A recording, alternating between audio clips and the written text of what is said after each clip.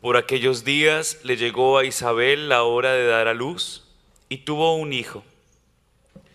Cuando sus vecinos y parientes se enteraron de que el Señor le había manifestado tan grande misericordia, se regocijaron con ella. A los 8 días fueron a circuncidar al niño y le querían poner Zacarías como su padre, pero la madre se opuso diciéndoles: no, su nombre será Juan. Ellos le decían: pero si ninguno de tus parientes se llama así. Entonces le preguntaron por señas al padre cómo quería que se llamara el niño. Él pidió una tablilla y escribió: Juan es su nombre. Todos se quedaron extrañados. En ese momento Zacarías se le soltó la lengua, recobró el habla y empezó a bendecir a Dios. Un sentimiento de temor se apoderó de los vecinos y en toda la región montañosa de Judea se comentaba este suceso. Cuantos se enteraban de ello se preguntaban impresionados: ¿qué va a ser de este niño? Esto lo decían porque realmente la mano de Dios estaba con él. Palabra del Señor.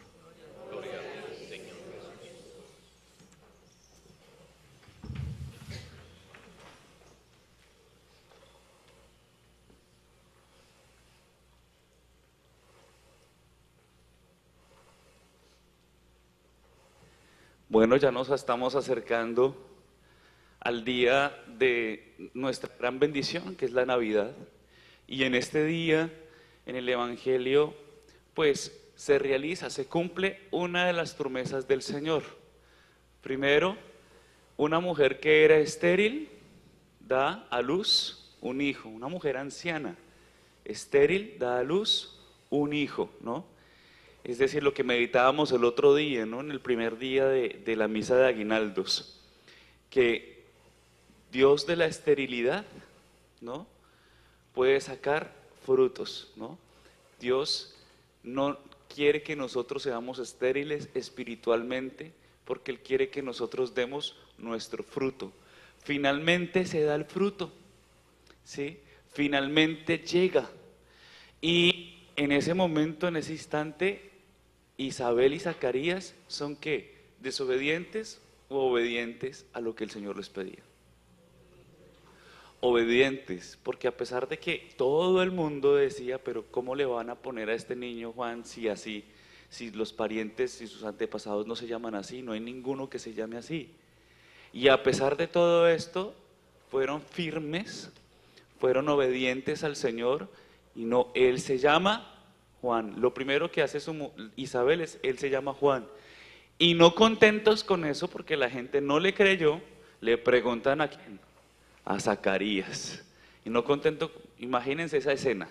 Y no contentos, no le creían, y no contentos le preguntan al esposo. Y cuando él dice, se llama Juan, ¿qué pasa inmediatamente? Se le suelta la lengua, ¿no?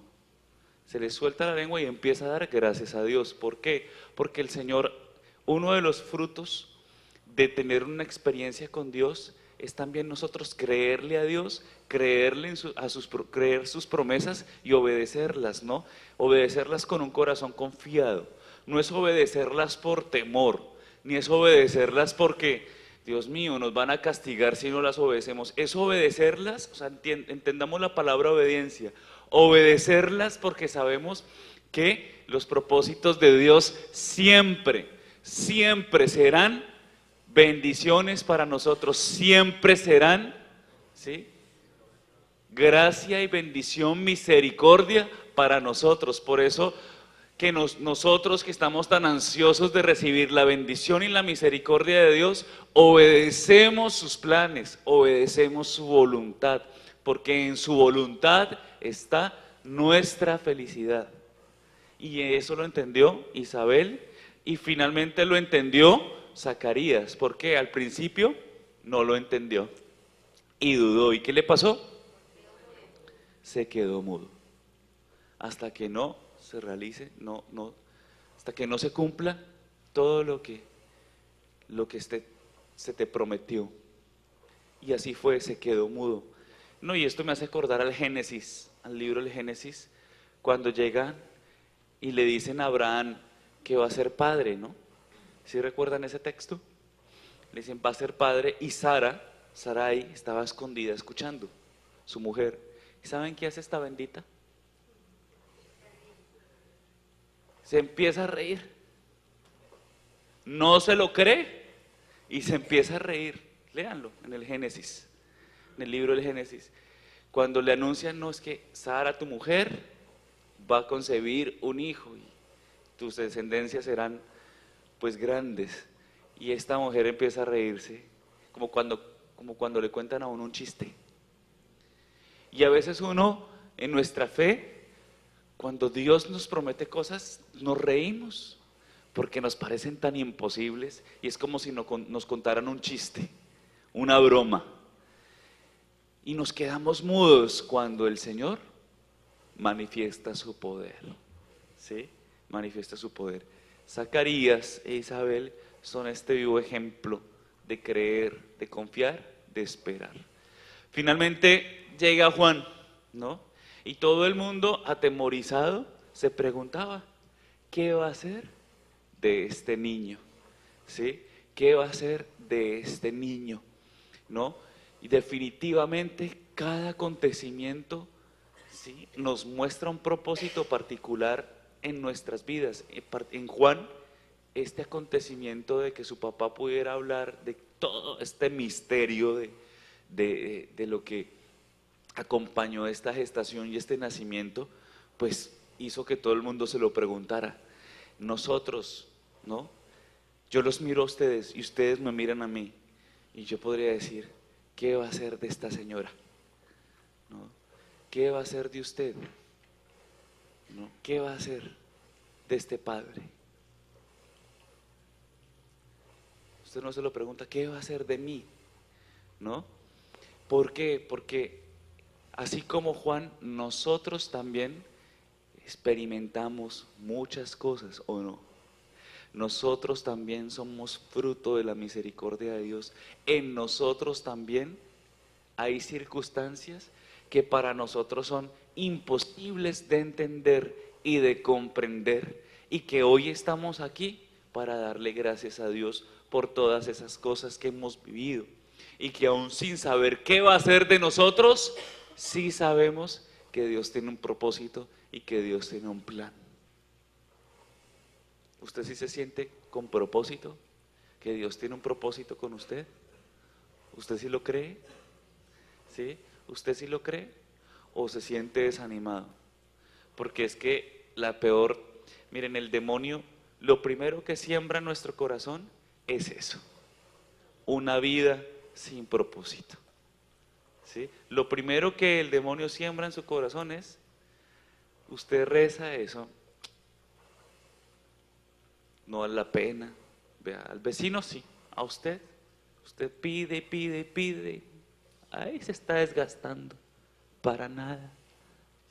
Usted viene a las 6 de la mañana, ahí se está desgastando, para nada. ¿Sí?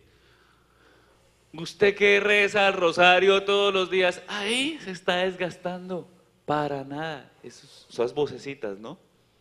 Usted que está ahí metido en esa iglesia, ¿de qué le sirve? Ahí se está desgastando para nada, ¿no?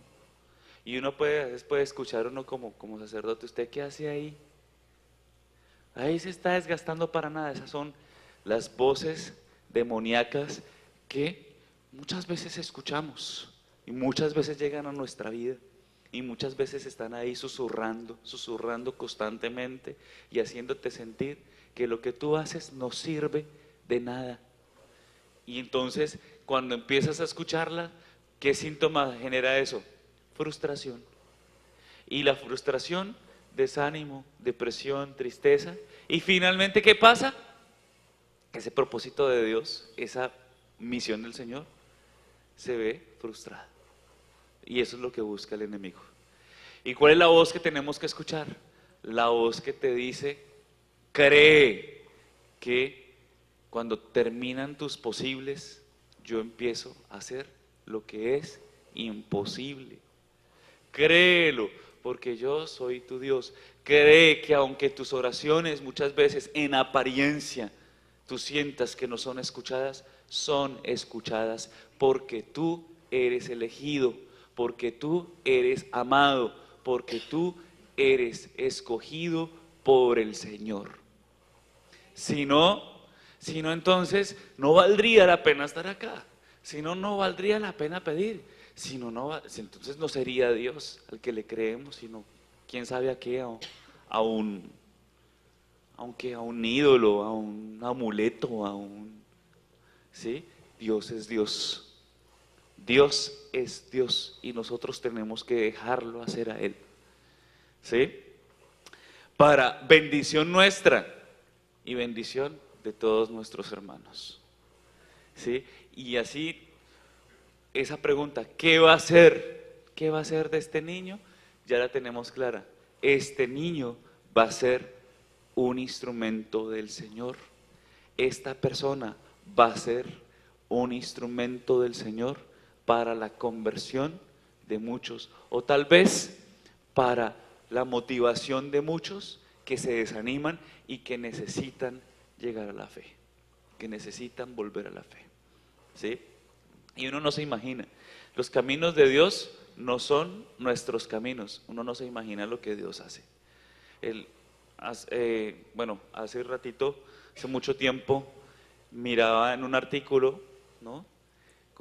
De Santa Teresita del Niño Jesús. ¿Sí recuerdan esta santa? Esta santa ella era la menor de 5 hermanas y 4 hermanos que murieron. Eran 9 hermanos, ¿no? En este entonces. Pero quedaron 5. Todas las 5 fueron monjas. ¿Sí sabían? Y los papás de Santa Teresita del Niño Jesús fueron canonizados ahora en septiembre, en octubre. Entonces son de las pocas parejas, matrimonios que han sido canonizados. Pero Santa Teresita del Niño Jesús fue canonizada primero, era la menor de 5 hermanos, ¿sí? 4 carmelitas y una de la Visitación, ¿sí? Y la de la Visitación, está en proceso de beatificación, es venerable ahora. Se llama, Leonia. En francés es Leonie, me gusta más Leonie, ¿sí? Y Leonie dice ahí, decían en el artículo, que era parecer como que las hermanas más complicadas, más complicadas. Usted piensa en Santa Teresita del Niño Jesús, usted suspira. Tan linda la monjita, ¿no? ¿Sí? Pero esta tenía una hermana muy complicada, al parecer tuvo una infancia, era una hijita de estas hijitas rebeldes, de estas hijitas que usted dice, Dios mío, ayúdame, por favor. ¿Sí? Y era de estas hijitas rebeldes, al parecer tenía problemas de conocimiento, de aprendizaje, se fue para un convento de la Visitación, se retiró de ese convento, se fue para otro, se retiró de ese. O sea, yo no sabía esa historia y contaban, ¿no? La historia de Leonie. Y finalmente, después de que muere su hermana Teresa y le dan el libro de Historia de un alma, no sé si la han leído, le dan la Historia de un alma, y empieza a leer Leonie la historia, lo que escribía su hermana, llega la conversión a su vida, ¿sí? Otra vez, y vuelve nuevamente al convento de la Visitación, y allí dicen que murió santamente. Hoy en día, muchos en Francia visitan su tumba, sobre todo los padres que tienen problemas con sus hijos, con hijos difíciles. Entonces, le piden la intercesión a Leonie por los hijos difíciles, ¿sí? ¿Por qué les cuento esta historia, no? Porque a veces uno se imagina de que Dios, pues simplemente utiliza a algunos, ¿no? Dios se vale de todo, hasta de nuestra complejidad, para hacer en el tiempo, en el futuro, una bendición para los otros. Vean una mujer tan compleja como esta niña, Leonie, y cómo desde su complejidad, desde allí, el Señor motivó a muchos padres, a muchas personas que tenían hijos difíciles, ¿no? Yo pienso cómo es increíble el Señor, que va más allá de lo que nosotros mismos nos imaginamos y va por encima de nuestras propias realidades, y cómo desde nuestras realidades da respuestas a la iglesia, ¿sí? Da respuestas a la iglesia, ¿no? No es que la complejidad sea lo que tenga que reinar, pero cómo desde siendo tan complejos, la misericordia y la gracia de Dios nos supera, nos depasa. Y ese es el Señor. ¿Están cansaditos?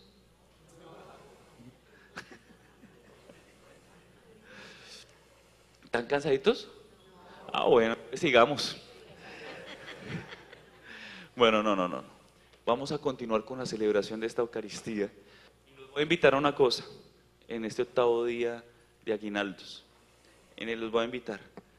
Ponga en este momento en las manos del Señor, en el altar, en este momento, en el momento del ofertorio. El ofertorio es la ofrenda. Yo me ofrezco, ¿sí? Yo me ofrezco. La ofrenda. Entonces, ofrézcale al Señor, ¿sí? Justamente eso, ¿no? Su complejidad. Yo no la conozco. Aquí, y menos mal que uno no la conoce, ¿no? Porque uno pues, estaría echando piedra a todo el mundo aquí, ¿no? Pero ofrézcale al Señor su complejidad. Y deje que el Señor, así como lo hizo con Isabel, Zacarías, que lo sacó de la esterilidad, de la impotencia, de lo que es muy humano, manifieste su poder y su gloria en su vida. ¿Usted lo quiere hacer? Yo lo reto a que lo haga. Y van a llegar testimonios, testimonios aquí más adelante, se los aseguro. Pero créalo, ¿sí? Créalo. Aunque esté medio dormido, aunque esté ahí, bueno, Señor, ahí te ofrezco mi pereza, ¿no?